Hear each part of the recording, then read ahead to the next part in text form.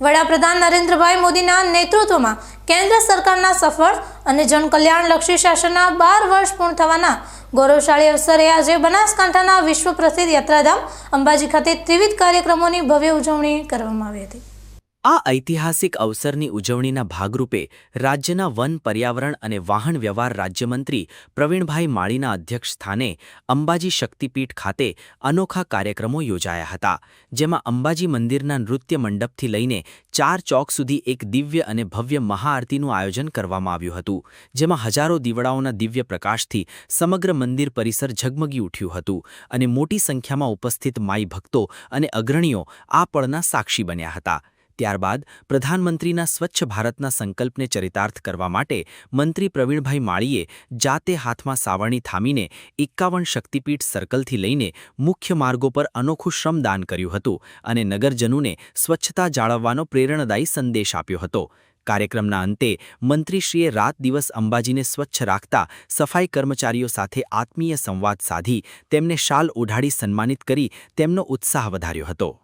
દેશના યશસ્વી વડાપ્રધાન શ્રી નરેન્દ્રભાઈ મોદી સાહેબને 12 વર્ષ સતત જનસેવાને પૂર્ણ થયા છે।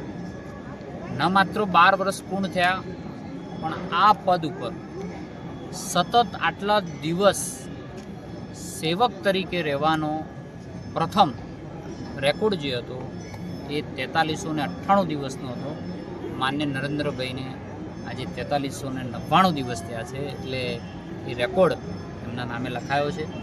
આજે અમે સૌ સાથે મળીને દેશના યશસ્વી વડાપ્રધાન શ્રી નરેન્દ્રભાઈ મોદી સાહેબને મા જગતજનનીના ચરણોમાં તેમના માટે પ્રાર્થના કરવા માટે આવ્યા છીએ કે તેમને જનકલ્યાણ માટે, દલિતો, પીડિતો, શોષિતો અને વંચિતો માટે વધુ એમની સેવા કરવા માટે બળ આપે એવી મા જગતજનની અંબે માને પ્રાર્થના કરવા માટે આવ્યા છે। માતાજીને ગામને સ્વચ્છતા પણ આજે કરી છે।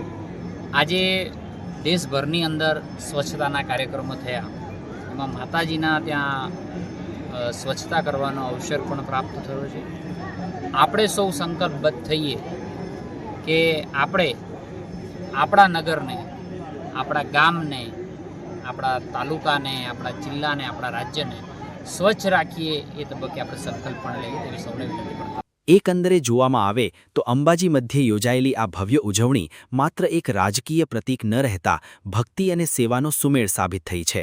મહાઆરતીના દિવ્ય માહોલ વચ્ચે દેશના પ્રધાનમંત્રીના 12 વર્ષના શાસનને વધાવવાની સાથે સાથે સ્વચ્છતા અભિયાન અને સફાઈ કામદારોનું સન્માન કરીને તંત્રએ છેવાડાના માનવીના ઉત્થાનના સંકલ્પને ફરી એકવાર દોહરાવ્યો છે, જેને અંબાજી પંથકની જનતાએ પણ સહર્ષ આવકાર્યો છે।